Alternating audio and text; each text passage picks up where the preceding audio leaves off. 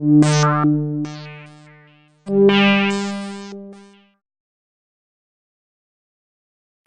the leader of the international group that's focusing on the line that is dealing with key competencies.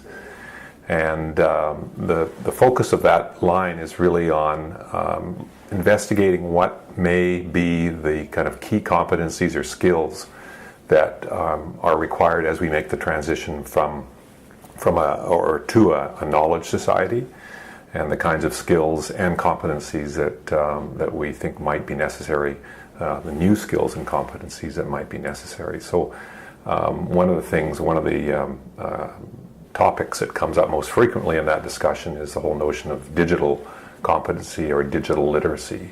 And so that's going to be a focus of our investigation, is looking at that kind of notion and what it means, and what those particular skills might be. So people talk about new cognitive skills and new technical skills that are needed to make sense of the growing amount of knowledge and information that we have access to. The other part of this line is really obviously related to ICT and the skills that are required to use ICT.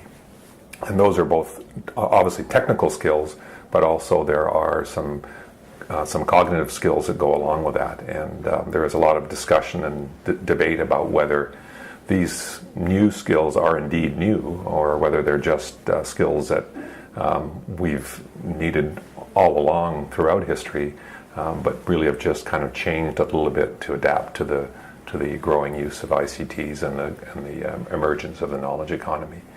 So that's just a sort of a sense of what the line is about.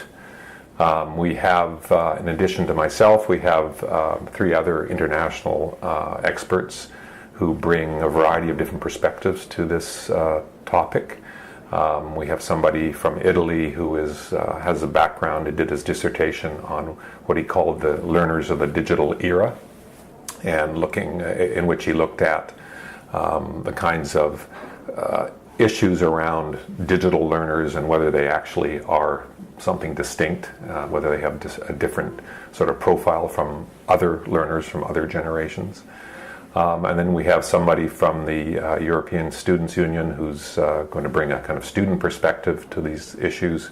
And we have somebody who is going to bring a perspective, focus on the impact of ICT on social inclusion and issues like that.